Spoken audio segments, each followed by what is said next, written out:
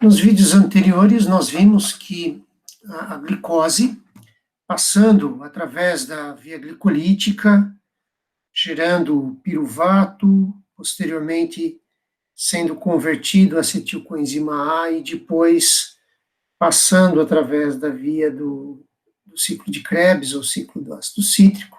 Essa molécula de glicose, com a passagem através dessas vias metabólicas, ela foi totalmente oxidada a moléculas de CO2, 6CO2 sendo formados a partir de uma molécula de glicose.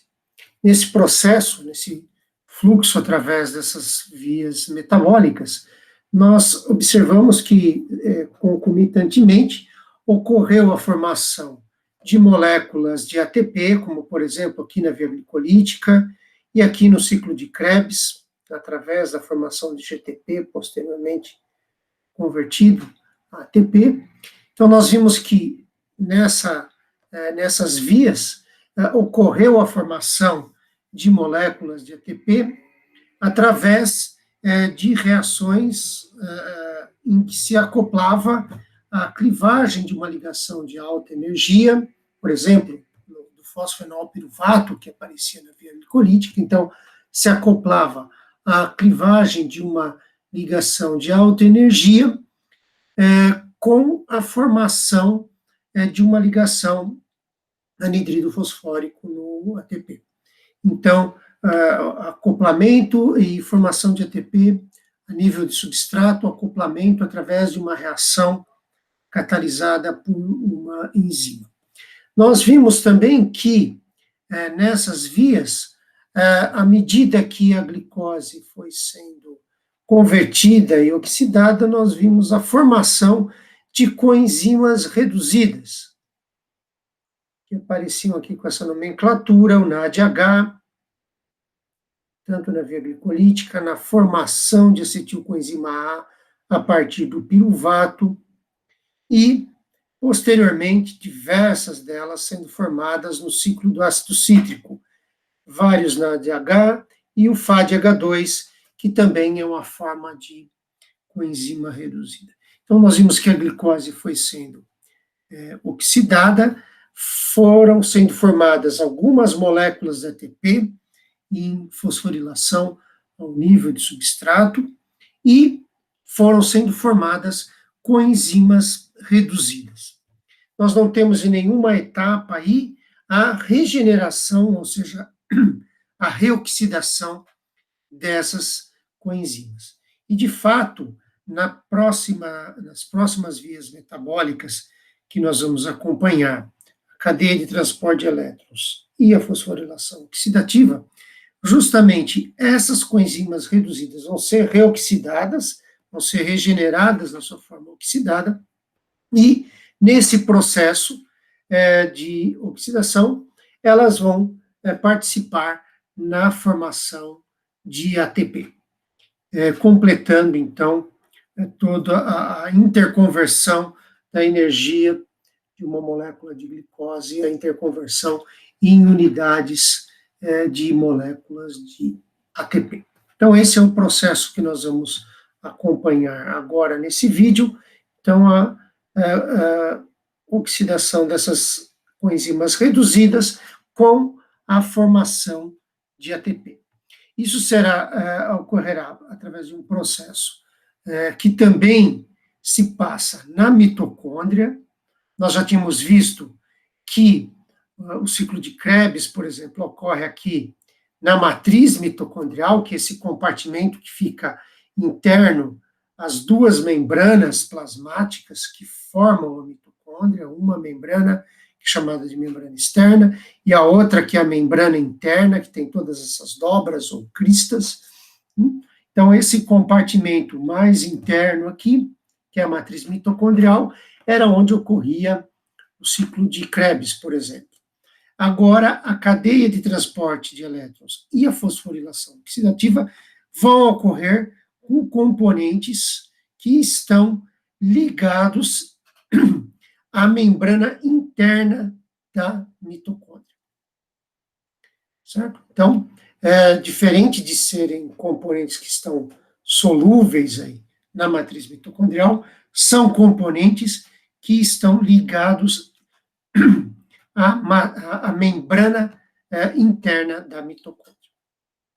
Então, como eu havia dito, é a cadeia de transporte de elétrons, o nome dessa primeira via, e ela vai cuidar, por exemplo, da reoxidação das coenzimas reduzidas, NADH ou FADH2. Tá?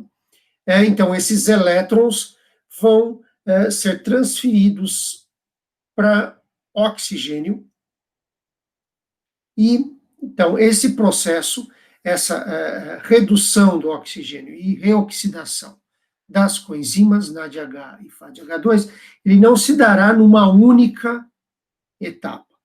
Ele vai ser, de fato, dividido em uma série de sequências, uma série de reações de óxido-redução em sequência. Então, o processo de transferência desses elétrons até o oxigênio, então, uma série de reações de óxido-redução em etapas, né? Então, como eu disse, uma sequência de reações de óxido-redução, envolvendo componentes proteicos e não proteicos que estão presentes na membrana interna da mitocôndria. Então, nós temos aqui uma representação dessa cadeia de transporte de elétrons como um cartoon. Então, nós temos representações dos conjuntos de proteínas que participam dessa sequência de reações de óxido-redução, representadas num modelo de muito baixa resolução, são esses cartoons aqui, que são o complexo 1, que é um conjunto de proteínas que formam o complexo 1, o complexo 2, também um conjunto de proteínas, o complexo 3, idem, um conjunto de proteínas, o citocromo C é uma proteína menor, e o complexo 4 também um conjunto, um complexo proteico, todos eles, então, formados por diversas cadeias polipeptídicas, diversas proteínas, são complexos que têm, portanto, uma estrutura quaternária. Está representado aqui também no cartoon a bicamada lipídica, que é a membrana interna da mitocôndria. Essa é a face, então, interna da mitocôndria, que é a matriz mitocondrial, e não está representada aqui a membrana externa, mas esse é o espaço entre as duas membranas. A outra estaria no nosso cartoon, aqui onde eu estou passando o mouse.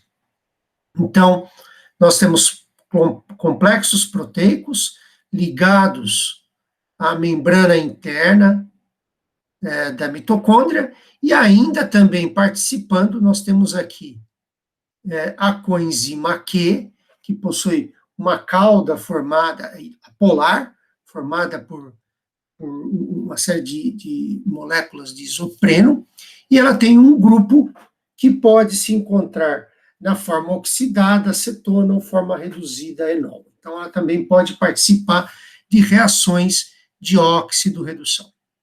Esses complexos proteicos, eles têm, usualmente, grupos que são chamados de grupos ferro-enxofre, por exemplo, complexo 1, então, átomos de ferro que podem participar de reações de óxido-redução, com o estado ferro 3, ferro 2, por exemplo.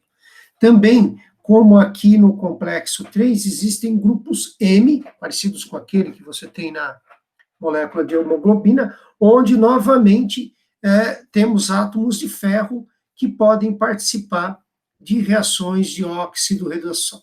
O mesmo ocorre com o citocromo C, também tem um grupo M, e o complexo 4, vocês vão observar nele grupos M que tem a participação de átomos de cobre que também participam de reações de óxido-redução. Então, são esses, digamos, os grupos ativos aí que estão ligados a essas proteínas que formam esses complexos e que participam nos processos de óxido-redução. Aqui, ainda no complexo 2, nós temos a coenzima FAD, que está ligada a esse complexo, que nós já tínhamos visto no ciclo de Krebs, que é a succinato desidrogenase, que ficava ligada à face interna, da membrana interna, ou a face voltada à matriz da membrana interna da mitocôndria.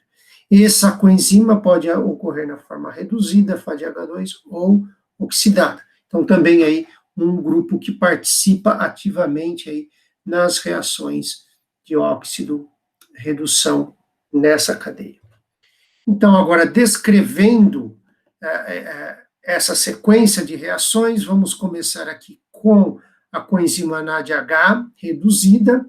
Então, aqui no complexo 1, ela vai encontrar um sítio de ligação no complexo 1, onde os elétrons, o par de elétrons, vai ser transportado, então, através daqueles grupos ativos em reações de óxido-redução, através desse complexo 1, e, portanto, a coenzima NADH vai ser reoxidada à sua forma NAD+. As setas azuis representam, portanto, digamos, o fluxo de elétrons aí através do complexo. A coenzima Q, como eu havia dito, é uma molécula menor, que tem uma porção, uma cauda apolar, ela pode se difundir através da membrana interna da mitocôndria, vai encontrar um sítio de interação aqui no complexo 1, e ela será reduzida, receberá esse par de elétrons. A coenzima Q pode fluir através da membrana e encontrar um sítio de interação e ligação no complexo 3. E os elétrons, ela vai ser, então, serão transferidos agora para aqueles grupos M, que podem ser reduzidos aqui, reoxidando, então, a coenzima Q. Então, temos um fluxo de um par de elétrons passando pelo complexo 1, pela coenzima Q, indo para o complexo 3, e agora a proteína, que é o citocromo C, que está interagindo. Vejam essa representação em pontilhado aqui, ela pode, se é uma proteína menor, ela pode se difundir pela face externa, a face que está voltada para o espaço entre membrana, dessa membrana interna da mitocôndria. Então, essa proteína é uma proteína periférica de membrana, ela pode interagir com o complexo 3, recebendo esse par de elétrons, sendo reduzida, e se difundir e transferir esse par de elétrons para os grupos M, para os grupos ativos nas reações de óxido-redução do complexo 4, que é o complexo que tem a propriedade de interagir com o oxigênio, e esse par de elétrons será transferido ao oxigênio com a participação de prótons encontrados aqui na matriz mitocondrial,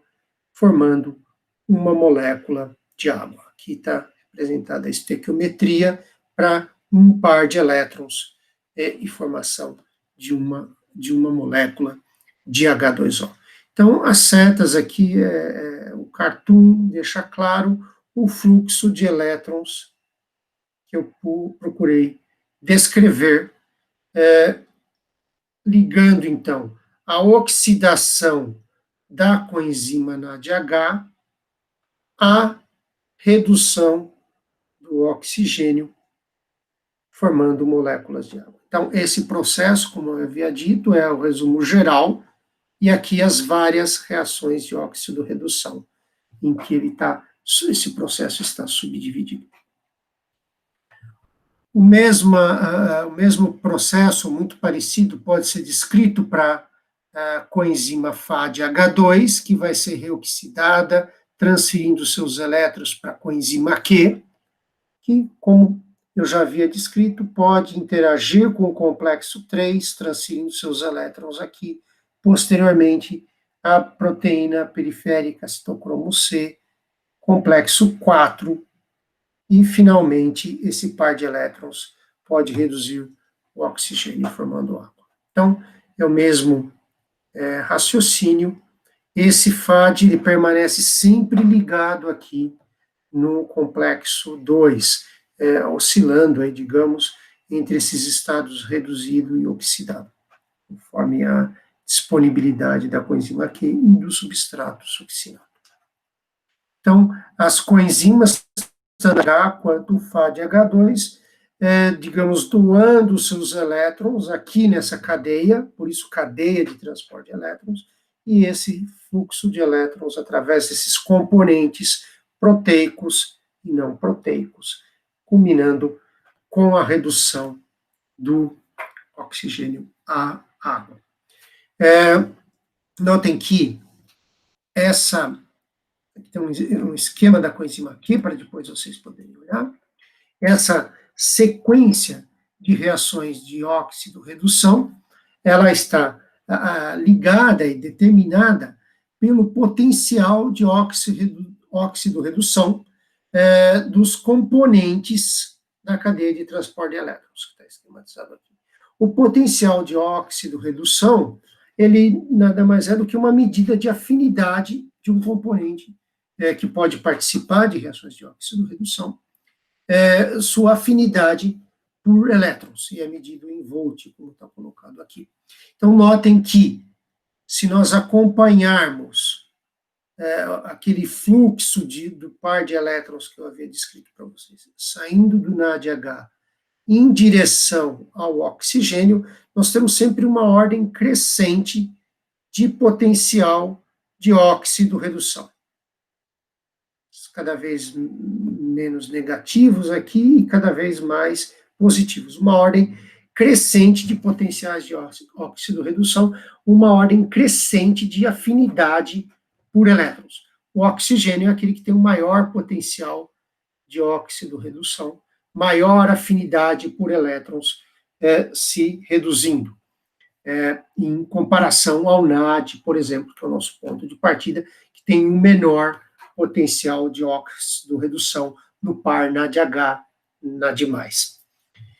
Portanto, a sequência das etapas, complexo 1, coenzima Q, complexo 3, citocromo C, complexo 4, não está ligada apenas à capacidade de interação e reconhecimento entre esses complexos proteicos, a coenzima Q e o citocromo C, mas também à ordem crescente dos potenciais de óxido-redução. O mesmo é válido aqui também para o complexo 2, que tem o FADH2, o seu par FADH2-FAD, o reduzido oxidado. Esse potencial de óxido-redução, como vocês veem, o coloca nessa posição e nessa ordem ao longo da cadeia de transporte de elétrons. Essa mesma informação está representada aqui nessa outra figura. Nós temos a ordem, a escala, desculpe, do potencial de óxido-redução, indo dos números negativos para os positivos aqui, como se tivesse invertido a orientação que usualmente nós desenharíamos essa linha, mas de qualquer maneira, ordem crescente descendo, e menor para maior afinidade pelo par de elétrons, e aqui está representado aquela sequência partindo do NAD, que se oxida NAD+, e o par de elétrons. Então, aquele caminho seguido pelo par de elétrons, através do complexo 1, a coenzima Q, o complexo 3, o citocromo C, o complexo 4, finalmente chegando ao oxigênio indo à água. Notem que nessa passagem do par de elétrons, partindo aqui do seu ponto inicial de menor potencial de óxido-redução para o de maior potencial de óxido-redução, nós podemos, usando a escala colocada aqui, medir diferenças, variações do potencial de óxido-redução, variações de potencial em etapas aqui do processo. Então, a passagem do par de elétrons através do complexo 1, chegando à coenzima Q, então é uma variação desse potencial de óxido-redução menos esse potencial de óxido-redução, dá esse valor, de 0,36 volts. Então, a variação de potencial nesse processo de óxido-redução líquido aqui, elétrons indo de NAD a coenzima Q sendo reduzida, essa variação de potencial pode ser associada a uma variação de energia livre através dessa relação que está colocada aqui, essa equação que está colocada. marcada aqui. Notem o sinal negativo aqui. Portanto, essa variação de potencial positivo corresponde a um ΔG negativo dessa magnitude, quase 70 kJ por mol. Então, a variação de potencial está associada a uma variação de energia livre, que é negativa, né, confirmando o processo espontâneo no sentido dos elétrons fluírem para a coenzima Q, que tem maior afinidade por elétrons do que o NAD, o par NADH-NAD. Do mesmo modo, a passagem do par de elétrons da coenzima Q até o citocromo C, então a passagem pelo complexo 3, vai ter essa diferença de potencial, essa comparação aqui, e essa variação de energia livre negativa também. E do citocromo C até o oxigênio, passando, portanto, pelo complexo 4, vai ser a maior variação de potencial que nós temos aqui, naturalmente a maior variação de energia livre em módulo, a mais negativa de todas. Então, vocês veem que as variações de energia livre que nós temos nessas passagens, através desses complexos, do par de elétrons, através desse complexo, portanto, essas reações de óxido, redução, elas estão associadas a variações de energia livre que são suficientes para formação de uma ligação anidrido fosfórico no ATP, formação de ATP. Portanto, que era da ordem de 30 kJ, a formação de uma ligação anidrido fosfórico partindo de ADP e fosfato inorgânico. Portanto, esses processos de óxido-redução aqui, todos eles, né, como eu disse, 30 kJ, a formação de um ATP, a partir de ADP e PI, todos esses processos de óxido-redução têm uma variação de energia livre suficiente para formação de pelo menos um ATP. De fato, combinando toda essa etapa, nós temos aí uma variação de energia livre suficiente para a formação de várias moléculas de ATP, né? 100 mais 200, 210 aqui, quase quilojoules mol negativo, portanto, formação de várias moléculas ATP, como eu havia dito, 30 quilojoules mol por mol para a formação de um ATP. O mesmo raciocínio é válido se nós partimos do FADH2, partimos através do complexo 2 e fluímos aqui. Naturalmente, o ponto de comparação aqui seria esse em relação a esse, vai ser menor a variação de potencial, menor a variação de energia livre, mas ainda assim passaríamos pelo complexo 3, pelo complexo 4, portanto, uma variação de energia livre também suficiente para a formação de várias moléculas de ATP. Esse processo, essa variação de energia livre, ela não vai estar diretamente acoplada à formação de ligações de alta energia para a formação de ATP, então não vai ser uma formação de ATP a nível de substrato, mas nós vamos ter um outro processo através do qual essa variação de energia é interconvertida na formação de ATP, e é o que eu vou descrever adiante. Então, é uma formação de ATP através de um outro processo, não é uma fosforilação a nível de substrato. Então, vamos voltar ao nosso cartoon da cadeia de transporte de elétrons, o complexo 1, complexo 2, 3, 4, a coenzima Q. Então, aqui o fluxo de elétrons partindo do NADH, se oxidando a NAD+, passando pelo complexo 1, coenzima Q, complexo 3, citocromo C, complexo 4, chegando ao oxigênio. Então, nós vimos que tanto esse caminho, quanto aquele partindo aqui pelo complexo 2, tem uma variação de energia livre suficiente, que seria suficiente para a formação de várias moléculas de ATP. No caso, essa variação de energia livre, ela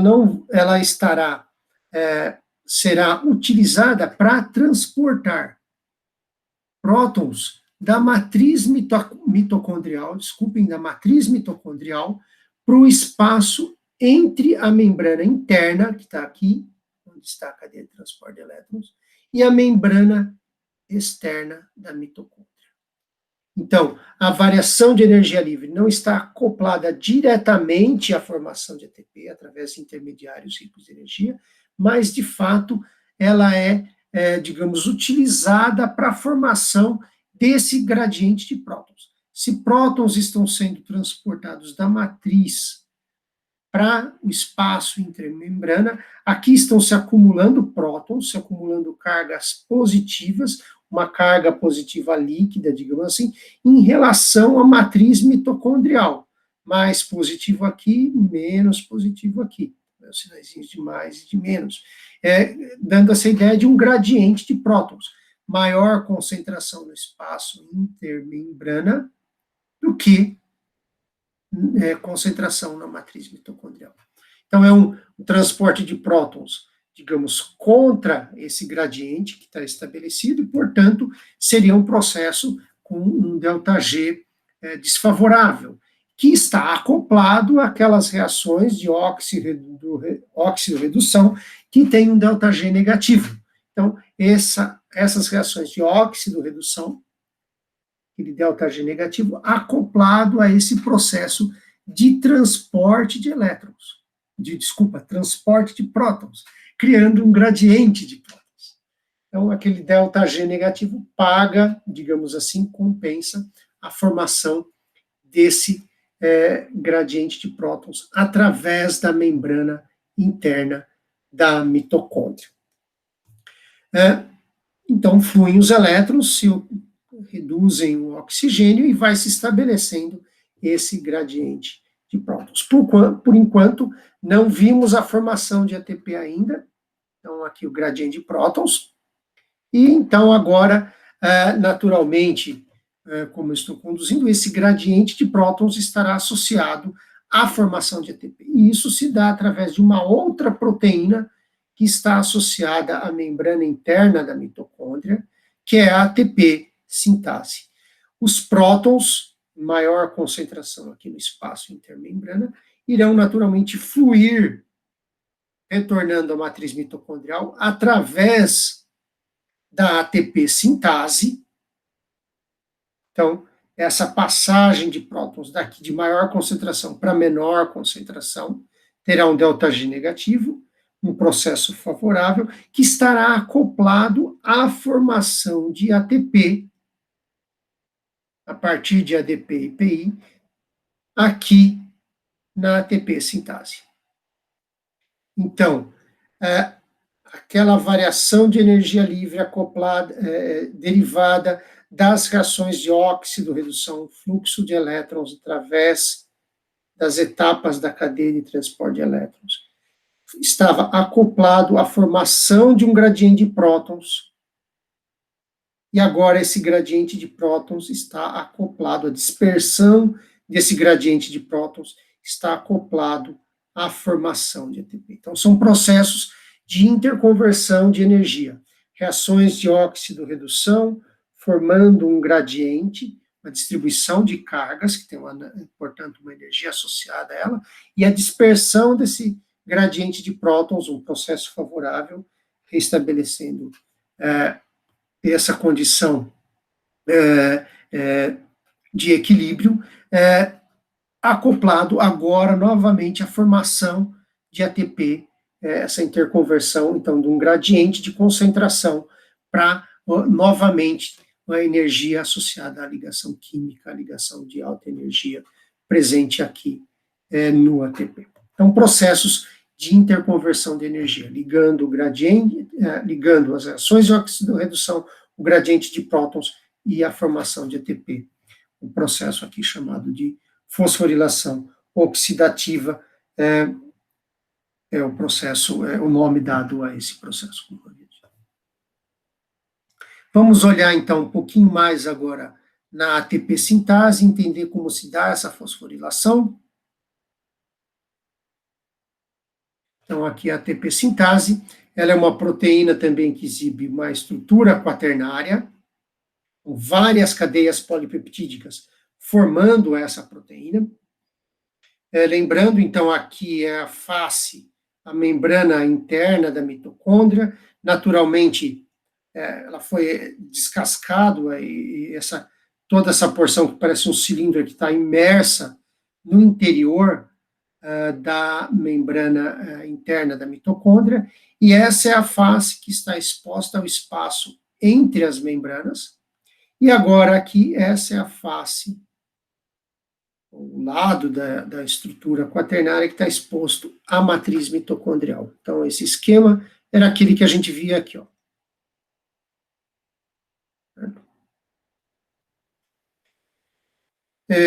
Essas letras simbolizam diferentes cadeias polipeptídicas que formam essa proteína e que têm papéis diferentes na sua atividade de síntese de ATP.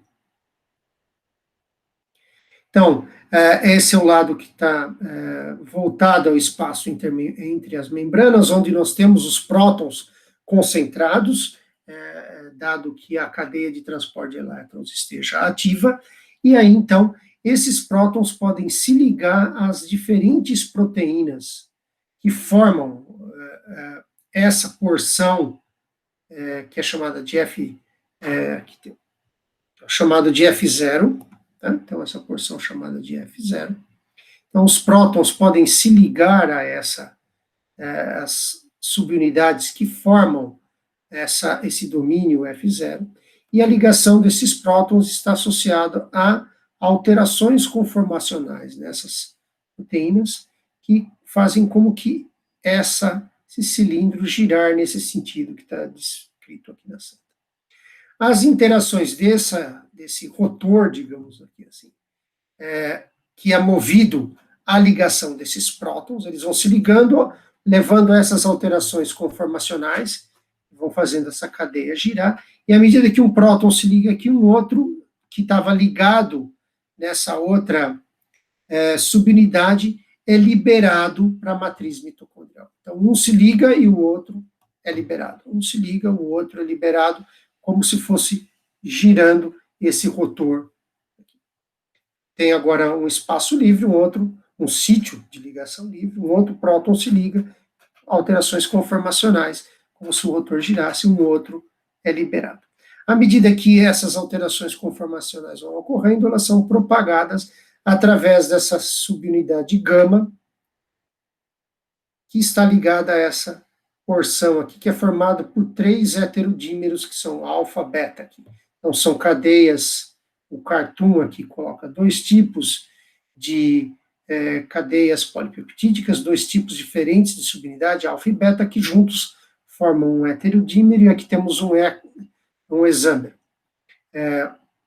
6 cadeias, 3 dímeros. Então, essa alteração conformacional se propaga através dessa subunidade gama, alterando também a conformação desses 3 heterodímeros, sua conformação relativa.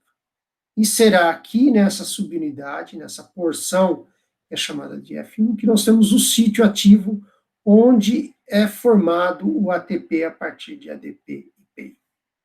Então, vamos ver um cartoon adiante que esquematiza esse processo. Muito bem, vamos acompanhar, então, um desses heterodímeros, que é o que está marcado aqui em vermelho. Então, é como se nós estivéssemos olhando, se fosse um corte no plano aqui, perpendicular ao plano do slide, cortando essas 6 subunidades aí. Então, nós fizemos esse corte, estamos vendo isso por cima agora. Então, aqui nós temos um heterodímero, e nós vamos acompanhar, ele está marcado em vermelho aqui, nós vemos que ele está alternando de conformação. Vejam o formato que está desenhado aqui, e aqui é diferente, indicando que ele está alternando de conformação. O mesmo vai ocorrer com os outros heterodímeros, basta a gente acompanhar um, que nós vamos entender o que está ocorrendo com os outros. E essa passagem de uma conformação à outra está ligada à passagem de prótons de uma face, do espaço intermembrana para a matriz mitocondrial, de um lado da membrana interna para o outro lado da membrana interna, como eu já havia descrito quando eu estava falando da ATP sintase anteriormente, da subunidade F0. Muito bem, então vejam, partindo dessa conformação, é uma conformação em que no sítio ativo temos ligado ADP mais PI. São os dois substratos para a produção de ATP. Essa seta aqui representa aquela subunidade alfa, que é como se fosse o eixo que está passando perpendicularmente entre esses três heterodímeros. Então, quando temos a passagem de um próton pela subunidade F0, então, do espaço intermembrana para a matriz mitocondrial, e essa alteração conformacional se propaga através da proteína, e vejam aqui a subunidade gama mudou de orientação, mudou de conformação, veja, a seta está apontando para um outro local, indicando essa alteração conformacional. Isso, como eu havia dito, está acoplado a uma alteração conformacional desse heterodímero, que agora o sítio ativo, como se aproximasse e fechasse o ADP e o PI, favorecendo a conformação que leva à formação da ligação anidrido fosfórico entre o ADP e o PI. Então, a formação do ATP, como está colocado. Então, a alteração da conformação do sítio ativo leva à formação do ATP. Essa alteração conformacional está ligada à dispersão do gradiente de prótons, através da subunidade F0 e da subunidade gama. Então, o gradiente de prótons, a energia associada a esse gradiente de prótons, está agora acoplada à alteração conformacional, como se a energia associada ao gradiente de prótons fosse utilizada ou convertida na alteração conformacional desse heterodímero, através de todo esse sistema, esse complexo proteico, praticamente uma máquina, está girando, girando, girando, girando. Então, gradiente de prótons era consequência das reações de óxido-redução, da variação de energia livre associada às reações de óxido-redução. Então, a interconversão de energia, vejam, caminhando, reações de óxido-redução, gradiente de prótons, alterações conformacionais guiadas pela dispersão do gradiente, levando à formação da ligação anidrido fosfórico no ATP. Passagem de mais um próton através da ATP sintase, uma nova alteração conformacional, veja, a seta mudou novamente de orientação, e agora aquele heterodímero adota uma conformação que libera, abre o sítio ativo para o ATP sair. Então, a conformação de entrada dos substratos, ligação dos substratos, conformação fechada formando o ATP, e agora uma conformação de menor afinidade com o ATP, liberando o ATP na matriz mitocondrial. Passagem de mais um próton, e essa conformação volta àquela original, pronta para ligar mais ADP e PI, estando disponíveis para com mais prótons formarem ATP e etc. Então, vejam como a oxidação das coenzimas, regeneração das coenzimas de reduzida para forma oxidada, acaba gerando os ATPs. Isso já tinha aparecido nos esquemas lá nas vias metabólicas, na aula de introdução, que havia dito que a reoxidação das coenzimas reduzidas geraria ATP no processo da fosforilação oxidativa e cadeia de transporte de elétrons, como a gente está vendo hoje. Notem que as outras conformações, os outros heterodímeros, foram também alternando de conformação. Certo? Então, é como se aquela parte de cima da proteína ela está girando, alternando de conformações, à medida que os prótons estão passando, como se fosse uma maquininha, um motor, um rotorzinho. Ok? Então, esse é o processo de formação de ATP associado à cadeia de transporte de elétrons, a fosforilação oxidativa.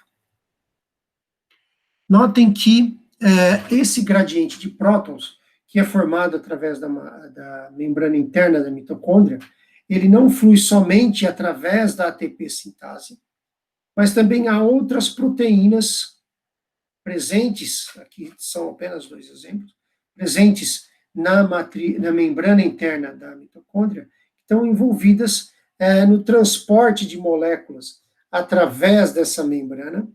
Moléculas, por exemplo, o ADP e o PI, aqui o fosfato, que são importantes para a atividade da ATP sintase. Então, o gradiente de prótons não é disperso somente através da ATP sintase, mas a essa energia associada a esse gradiente, essa diferença de concentrações, também é utilizada em processos de transporte. Então, aqui, essa proteína que é um transportador de fosfato, o PI, que aparece como PI, o fosfato inorgânico, veja, ela cotransporta prótons e o fosfato. Então, aqui, esse transporte de prótons é favorável nesse sentido, aqui é o espaço intermembranas, a concentração aqui é maior do que aqui, portanto, esse transporte é favorável, teria um ΔG negativo, favorecendo, então, o transporte, é um cotransporte ativo de fosfato, que é substrato da ATP sintase. O mesmo se dá com o ATP e o ADP. Notem que o ATP está sendo formado aqui, pode ser transportado naquele sentido, e o ADP nesse sentido. Percebam que esse é o sentido possível de transporte quando nós temos o gradiente de prótons, que aqui nós temos uma carga positiva estabelecida, se nós temos o gradiente, e, portanto, essas são as cargas associadas a essas duas formas, ATP e ADP, portanto, transferir 4, digamos assim, cargas negativas para cá, onde eu tenho mais cargas positivas, é um processo favorável e, portanto, o gradiente de prótons está ajudando a guiar esse transporte de ATP e levar essas cargas, um número menor de cargas negativas para dentro, justamente mais cargas negativas deixando a matriz, porque aqui, no espaço intermembranas, é onde eu tenho maior concentração de carga positiva. Então, de novo, o gradiente de prótons favorecendo esse transporte de ATP e ADP, que é o substrato aqui e o produto, e o ATP agora pode participar em outras reações e outros processos celulares que não ocorram apenas na matriz mitocondrial, no interior da mitocôndria. Então, pode participar de reações no citoplasma, por exemplo.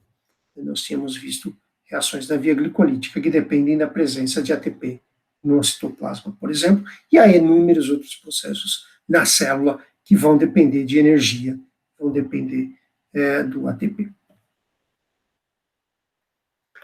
O último ponto que eu ainda não havia tocado é qual é a estequiometria entre a redução do oxigênio e a formação do ATP.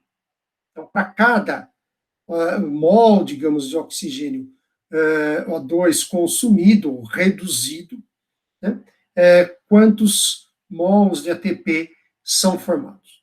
Então, isso é objeto de experimentos, é uma medida experimental, justamente medida através dessa razão.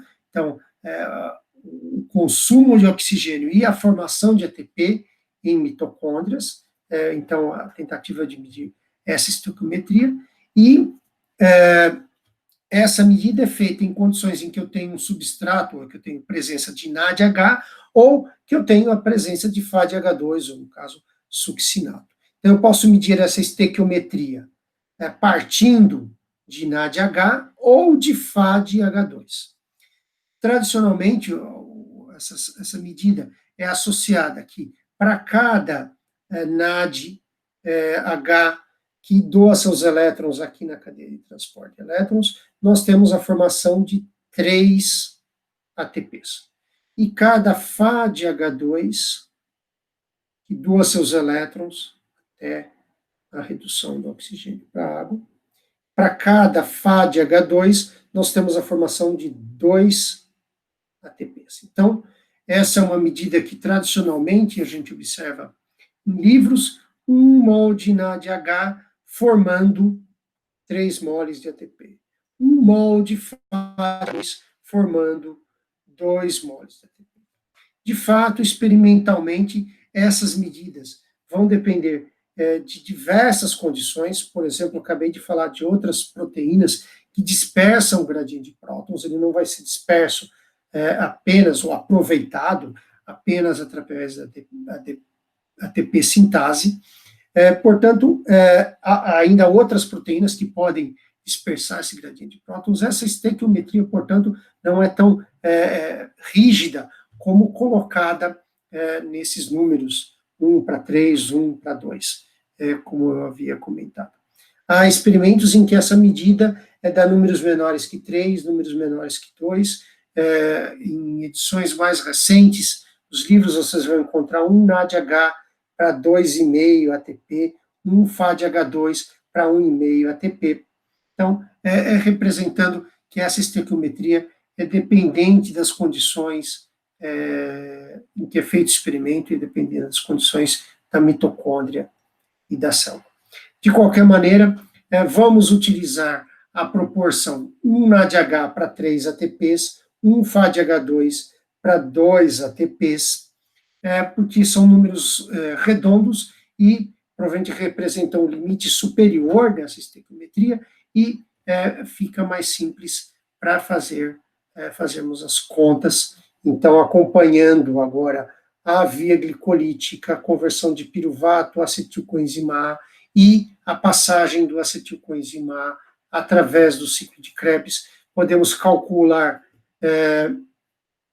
o número de NADHs e FADH2 formados e, usando essa estequiometria, 1 NADH, 3 ATPs, 1 FADH2, 2 ATPs, calcularmos o rendimento. É possível calcularmos o rendimento de ATP a partir de uma molécula de glicose, naturalmente levando em considerações os ATPs formados na própria via glicolítica e no ciclo de Krebs, através da fosforilação a nível de substrato. Então, esse é o caminho completo para chegarmos ao saldo de ATPs formados a partir de uma molécula de glicose. Nós seguimos a molécula de glicose através de toda essas vias, todas essas vias metabólicas, via glicolítica, conversão acetilcoenzima A, ciclo de Krebs, e ela foi totalmente oxidada, a energia química convertida, interconvertida em ATPs agora, que serão utilizados nos processos celulares.